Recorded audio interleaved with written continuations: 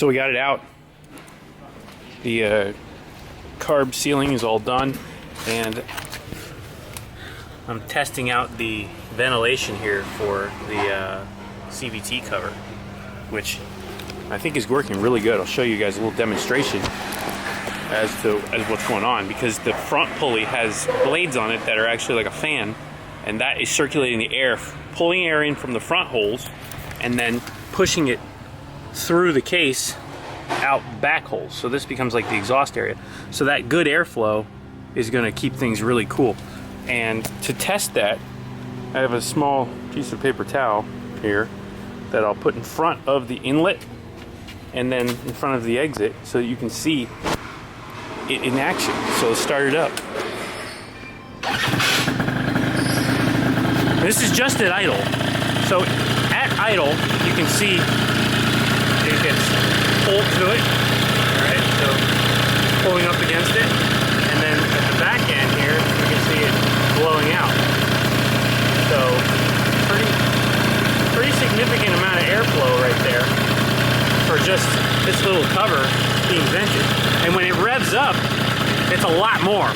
So I can't really do that because I have to hold the camera and everything. But when it's revving, there's a lot of air getting pulled in here and a lot of air coming out. You can feel it. It's legitimately like wind coming out. So really worthwhile mod if you have one of these. Vent your CVT cover like that, and I'm sure it's going to keep it cooler. I'm going to go take it for a ride now and just kind of feel it out and see if there's any signs of the CVT overheating.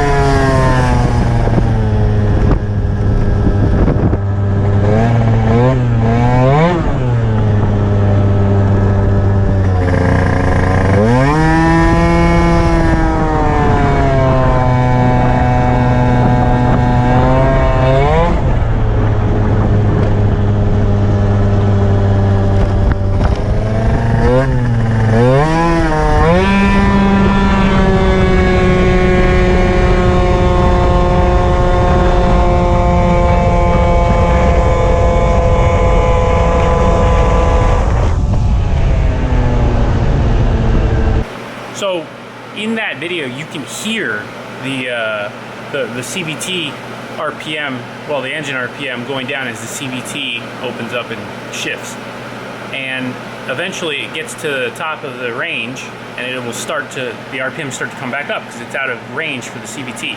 So I have another item I'm going to try out. It's a pulley on the back.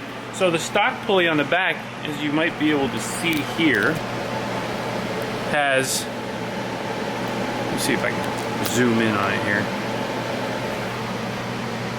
It's hard to zoom, but there you go. Oh, there it was. Anyway, this is the slot for this. And you can see that as the shift occurs, that ramp on that slot gets easier to overcome. And the shift will actually take place a little bit faster as it gets into the top end.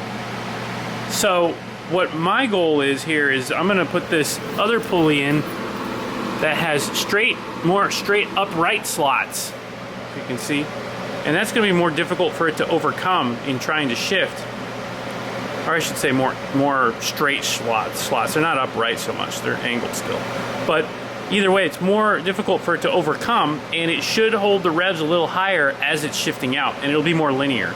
So I'm going to throw this in now, and I'll make another run and see how that affects the shifting out of the CVT. All right, so we've got the Polini speed drive pulley in, so we'll see what the RPM looks like as we get up into the higher speeds, see if it shifts out earlier or if it's holding the RPM. Let's see what we got.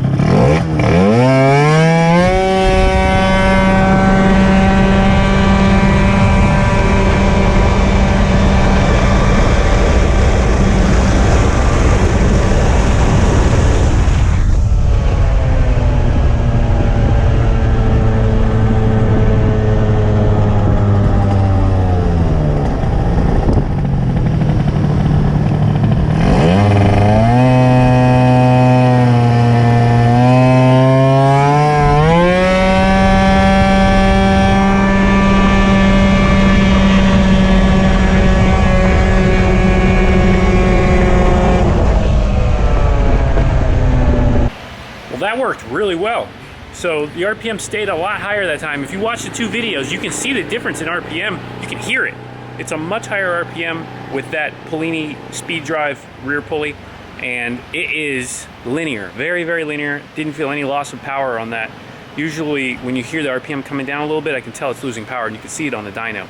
So I'm gonna load it on the dyno one more time now with that pulley and see what it looks like across the board. Now remember, I initially thought it was a jetting issue. I thought that it was getting lean and it was leaning over, you know, power band wise, but that doesn't seem to be the case. I went leaner on the jet now, on the main jet, and the power's there. Feels perfect. So I'm gonna go ahead and run it again on the dyno just to see if that top end area where we were getting the dip is flat now. And if so, which I think it is, according to what I just felt, then it's good. We're set there. So let's test it.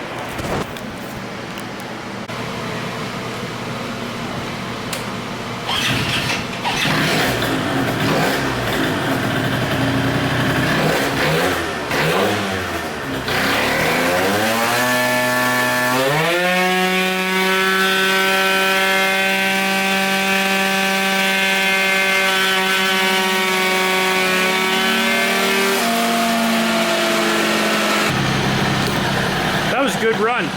Felt real nice. RPM stayed up nice and high. And let's see what the results are here.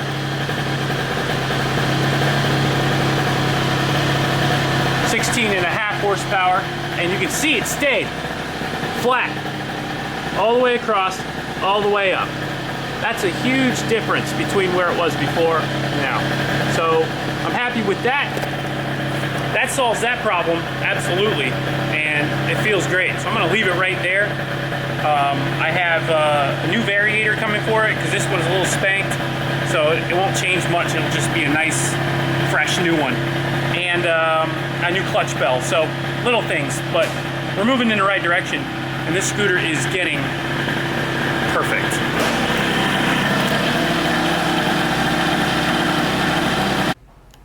New parts, here we are.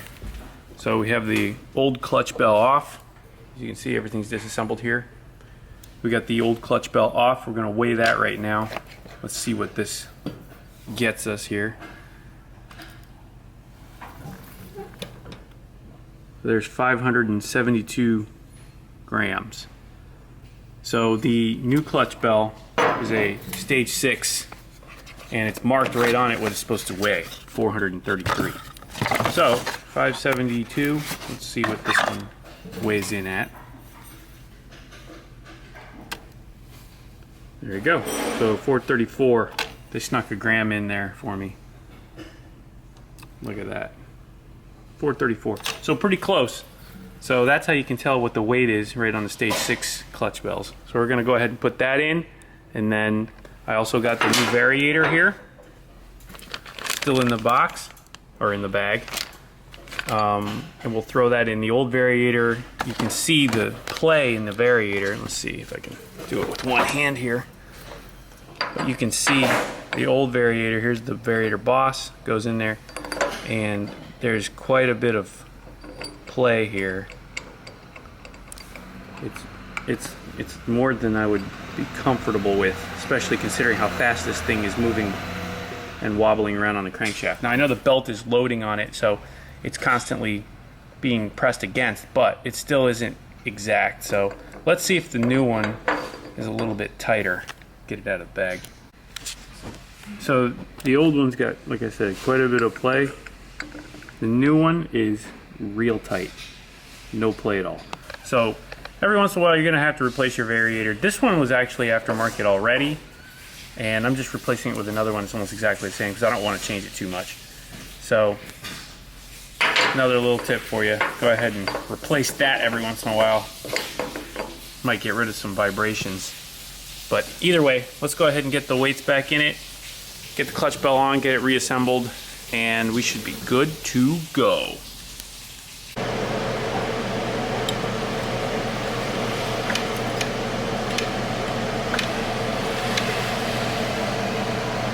So let's do a little test here now with everything. We're all set up. I'm gonna go ahead and load up my V-Box to see what kind of speed we're getting. But we've got the new variator on. new clutch bell, and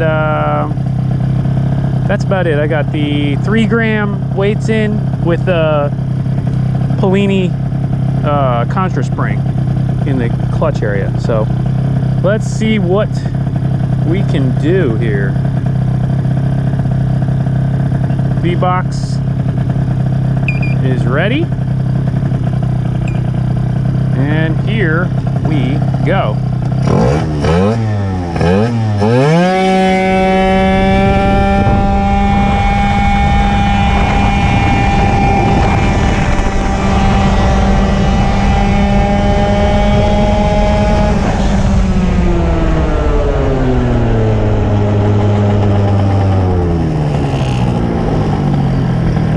Okay, so 2.5. I'll do a couple more runs. I think I can do a little better than that. I felt it on the launch, just a tiny bit of spin, but that's pretty good. 2.5, it'll do a 2.4 for sure, and 10.6 0 to 60. So we're down in the 10s solid in the 0 to 60, and that's a big improvement over where we were. I'll give it a couple more runs and see if I can get anything better. All right, so this is it. The final setup. It's all done. I love it. I was able to get a tiny bit better run. I did a bunch of runs, and the best I was able to muster was a, let's see if it'll focus. Why can't I never get this thing to focus? There we go. 2.48 0 to 30 and a 10.6 0 to 60.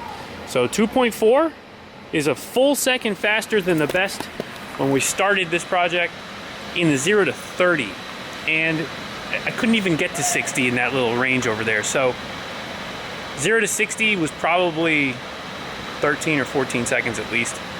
And now 10 seconds. So much faster in a 0 to 60. 60 miles an hour is about where it starts to wind out. So I can't expect it to be still accelerating really hard up in that area. So don't get too turned off by the 0 to 60 on that. But the 0 to 30 is pretty strong. I challenge you all, go ahead and get yourself a V-Box Sport, hook it up and see what your scooter does. See if you can go up against any of this. And for those of you who have never seen it, I got the drag scooter over there, and that thing is a lot faster. But that's gonna do it for the scooter content. Well, not all for the scooter content. I got one more little surprise up my sleeve, but that's gonna be it for this. This scooter is set up now. It's dialed in. It's exactly where I want it. Super happy with it, and I don't really see much more to do to it. This is it. Final form. I'm gonna go and set up Carla's little jog. You guys, if you haven't seen my jog, search for it on the channel. I got a little Yamaha jog that makes decent power and runs pretty good. Goes over 60, it's a pretty nice little scooter. But anyway, I'm gonna set hers up. I'm trying to get her stock 50cc. She's already hit 50 miles per hour. I wanna see her try to get 55. So we'll see what we can do with that. But that's gonna do it for now. See you guys in the next one.